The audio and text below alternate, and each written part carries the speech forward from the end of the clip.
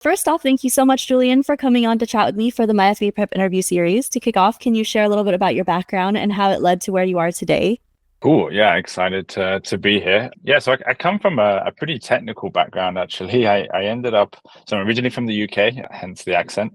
I did a PhD from Cambridge University in engineering, and particularly like machine learning and AI. So I have this kind of strong technical background. And after that, I actually went into Formula One for a couple of years. So as a child, I loved motor racing, and that was always my dream. And my PhD was somewhat related to that. And did that for a few years, super exciting, learned a lot on the technical side, but kind of realized that what really excited me and engaged me was the idea of building a business and building technology to kind of power that business, I would say. So, after F1, I moved into my first company, which I built, which was a cloud kitchen. And that was a great experience. We kind of built the company from nothing to something, and we built all the tech for that. Just so people are aware what a cloud kitchen is. It's a business that not only sells food, but also produces all the food, delivers the food, like the full stack food delivery company when it was kind of popular back in 2014, I would say. There was a lot in the US too. So we built that and built it to a decent size, and actually got acquired by a Y Combinator-backed startup. It was also in the same space.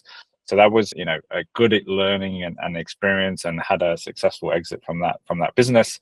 And then after that, this is when I first kind of like started to have some touch points with Amazon. I kind of realized that there was some great opportunities just on the e-com side, to be honest. Like as an Amazon seller, this is a huge opportunity, this great platform. So I started a company to sell products, physical products on Amazon, built a brand and a website, and the full thing that's required to build a business on Amazon. And quite quickly, I realized that advertising is such a crucial part of being successful on Amazon, right? I think you see how much of the top of fold content is effectively ads, right? And realize that, wow, this is actually super, super important. So like many sellers, I started doing the ads myself manually and kind of learning the basics.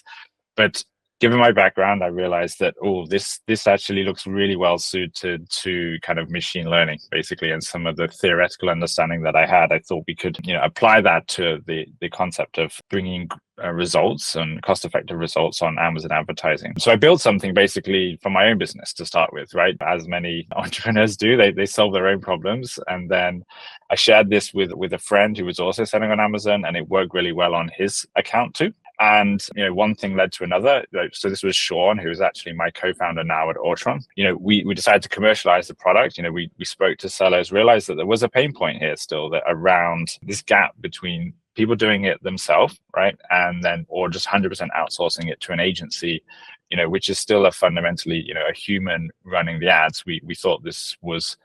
We thought we could do better on all the bid optimization and all the automation and so forth with a tool. And this is what Aut started out as, and we've kind of developed that idea ever since. And today, working with hundreds of sellers across the globe on all of Amazon's marketplaces to help them with their ads, and still with this idea that AI and automation is a great fit for this model, I would say. Can you tell me more about Autron and what it does? Yeah. Cool. So Autron is an advertising tool for Amazon sellers and brands, and it's backed by some pretty sophisticated machine learning that helps to optimize your bids fundamentally on your campaigns. It also will automate the entire campaign creation process and management of campaigns, and optimizes the bids on an hourly basis, leverages all of the data that Amazon makes available to us to be able to maximize your returns fundamentally. And you can visit us Autron.io, Autron.ai, sorry, or .io. We have two domains. And excited for people to try it out. You mentioned machine learning, like you noticed that it was a good fit for machine learning. What aspects in particular did you pick up on that you thought this would be a good idea to apply this to? Well, I think initially there's a vast amount of data, obviously, that's associated with Amazon advertising, right? They do provide pretty decent tooling in terms of being able to get access to that data, understand all the different factors that might influence sales, whether that's ad placement, whether that's seasonality effects, whether that's audiences. So by having all those different kind of levers, I guess, this kind of made you think, okay, well, machine learning is good at understanding which lever to pull to give a particular action. And also, Amazon's the way currently is dominated, I would say, is still kind of by search-based intent. So similar to Google Ads, right? It's more about people with intent searching for products. So that is less about the creative, I would say, right? So Meta advertising is very much kind of creative, and TikTok is very much creative based. So machine learning back, a few years ago, before we had kind of, image generation and so forth, was still, more suited to numbers and words and that type of building models around that type of data. So this is why I think it was particularly suited at the time for machine learning, and still is. But Amazon's pushing more in the creative direction, but fortunately we have, more modern tools to help us with those problems and challenges too. I noticed you had a really diverse background, going from F1 to cloud kitchens and very different industries. So what lessons have you picked up from your past career that has helped you with your Amazon career? Yeah, I think obviously like the cloud kitchen was kind of my first business in a way. So that was all the lessons that you get running your first business around hiring and how to build out a product and brand and customer acquisition. But, learnings I would say that are highly relevant to Amazon sellers and sellers in general is basically leveraging two things. One is kind of automation, I guess. Typically in the beginning, there's only a few of you, and you could be solopreneur, and you haven't got limited amount of time. And how do you kind of like leverage tools and automation to be able to have more impact, right? So I think, leaning into automation is something which has been a valuable lesson for me. And the second thing is around, I guess, data-driven decision making. So again, like you have a lot of signals coming at you as a business, and you got to decide where to focus, what to prioritize, and you generally have to make decisions on incomplete information, right? Maybe 70% is the rule of thumb. You make a decision on 70% of the information.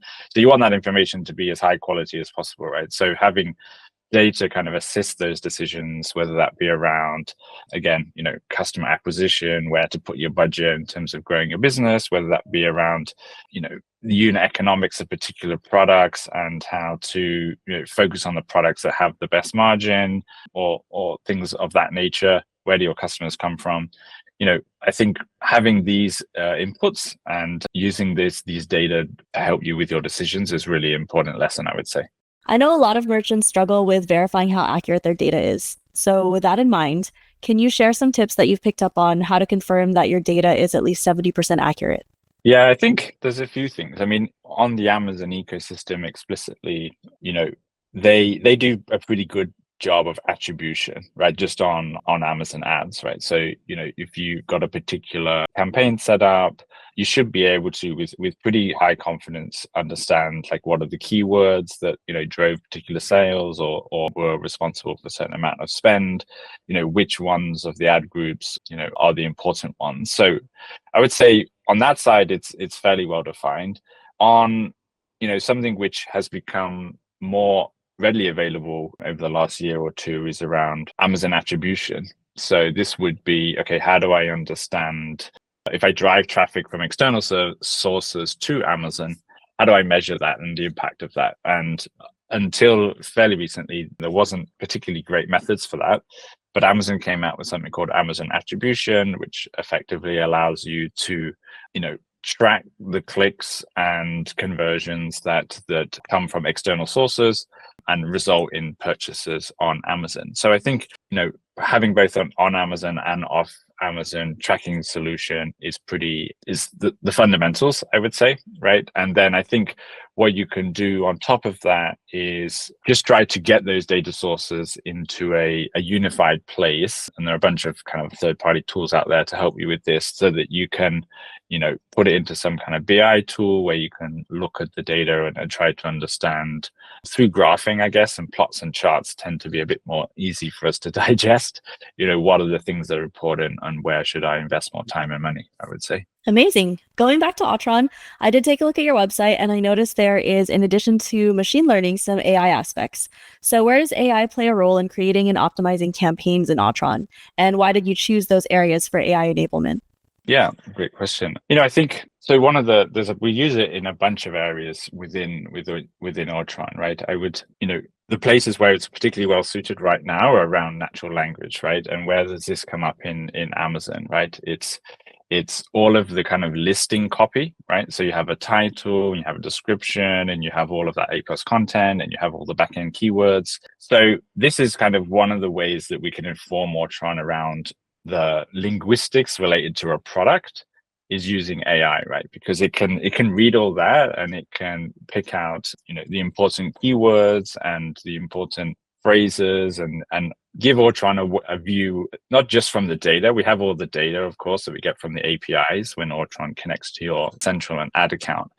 But then also what we can do is inform Autron, like, of how, and also the images too, like what are the images that describe this product, what are the keywords and all that type of thing. So that's one area where, the recent advancements have been able to supplement Autron's understanding. Another one is around, keyword generation, of course. I think like keywords and opportunities of what to bid on. There's a bunch of data sources we have for that. And again, turning those into the right type of keywords, I would say for Amazon is another important area. And then something which we're exploring too, which, this is not out yet, but we're building this out for customers, is a way for them to be able to, like, I think, interact with Autron and their data in a more natural way, right? I think a lot of people don't necessarily, you can be overwhelming with all the graphs and plots and how to understand that data and what are the, it's all very well presenting data to people, but like what they really want is like actionable insights, right? Or recommendations or things that they can take action with. And so we're looking at ways to pull all that data together and then communicate that back to our customers and clients in a concise and actionable way.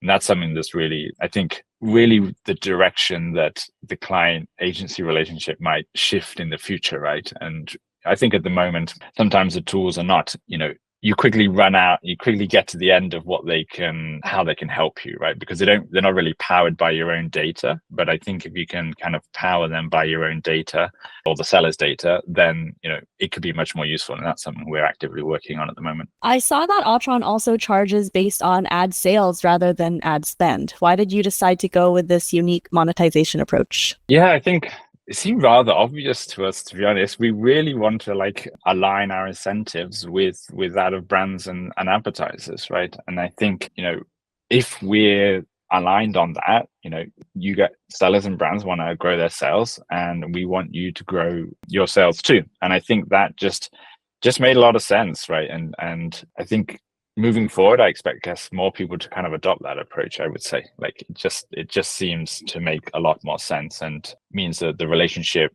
I think, that we foster with our clients is more transparent and more aligned with, what they want to achieve, and hopefully, longer lasting, I would say. Can you tell me about a couple of different ways to optimize audiences that a lot of sellers overlook? Yeah. So I think some of the fundamentals around building an audience and optimizing that comes around to a few things. One is like really understanding the demographics and the interests of that audience, right? So that you can kind of better ads to them. In terms of being able to, I guess, squeeze, for a better word, more out of that audience, you really want to participate in retargeting efforts, right? So this would be, don't just try to communicate with the audience once, right? Or if they've showed some initial interest in your product, they could have, viewed a page, or even better, clicked on it, or they could have even converted, right?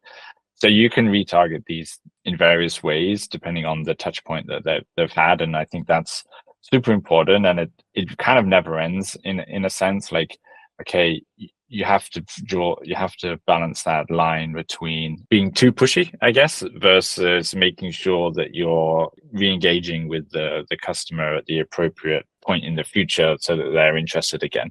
So that would be about understanding their buying behavior and what is the frequency of that buying behavior, and making sure that you present yourself at the right time based on that, so that there's higher conversion rates. Another way that's super important is really just to kind of build out personas, I would say, around your audience. You've really got to understand like who they are, and build out theoretical profiles of, John and what his purchasing behavior is and what drives him to make his particular decisions, and things related to that, I would say, is another great way to optimize the audience. And then, finally, don't just focus on like purchasing behavior. Also think about like wider audiences, I would say, that, have overlapping segments of customers, and where you might be able to find customers who aren't necessarily directly looking for your product or service, but when they see it, it grabs their attention. So I think that's another useful tip, I would say. What would your response be to sellers' concerns when it comes to ads about degrading audiences? Because the more efficiently you reach your target audience, the less ideal those audiences are going to be moving down the line, because you'll have already reached everyone who's your perfect fit and then have to essentially dig deeper and make sacrifices in quality. Yeah, I mean, I think that's relevant if you have an audience that's finite in size, I guess. But I think particularly on Amazon, there's you've got this constant flow of new customers. And I think the sizes of the audience for most sellers is reasonably substantial, I would say. So yeah, I can't think of an example right now of a product that's got a very constrained audience size that doesn't grow over time, right? And I think that for most sellers that audience is always pretty dynamic, I would say.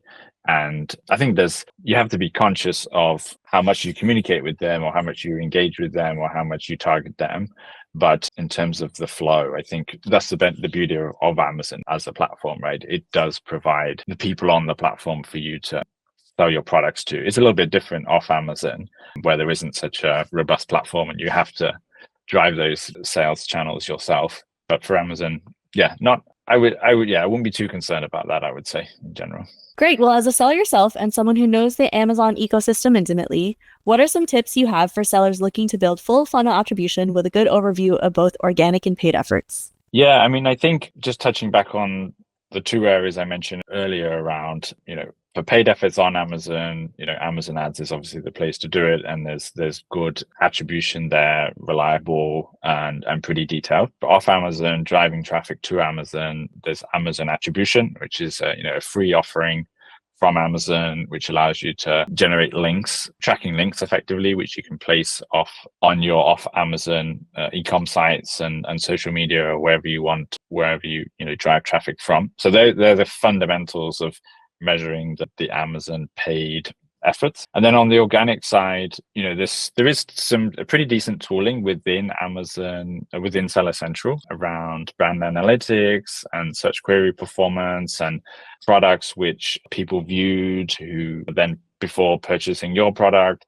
So I would definitely recommend sellers kind of explore some of the free tools that Amazon provides via Seller Central, particularly around brand analytics, and they seem to be adding new features there on quarterly or so basis. So always keep an eye on those things. And then completely off Amazon on the organic side, right, the fundamentals around Google Analytics and those kind of tools that allow you to understand the search traffic that is ends up on your Shopify store or wherever you sell your products off Amazon too. That's pretty crucial, I would say.